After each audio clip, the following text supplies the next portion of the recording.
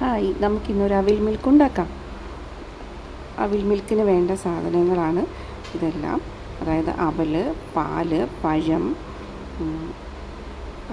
കടല, ബൂസ്റ്റ്, പഞ്ചസാര. പിന്നെ ആദ്യം നമുക്ക് ഒരു പഴം എടുത്ത് അരിഞ്ഞ് ഇത് സ്ക്വാഷ് ചെയ്ത് വെക്കാം.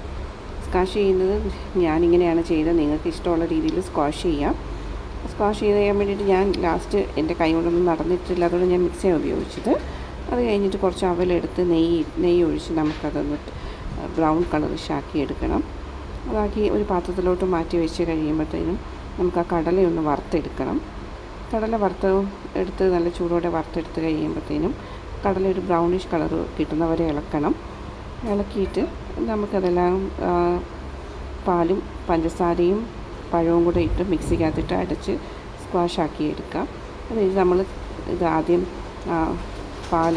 അടിച്ചതെടുക്കുക, ഇതിൻ്റെ അകത്തോട്ട് ബൂസ്റ്റ് ചേർക്കുക, പിന്നെ കുറച്ച് അവലിടുക, പിന്നെ കുറച്ച് പാലൊഴിക്കുക.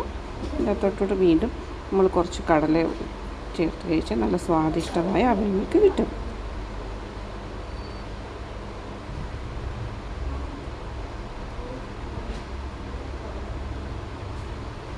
ടേസ്റ്റ് ചെയ്ത് നോക്കണേ.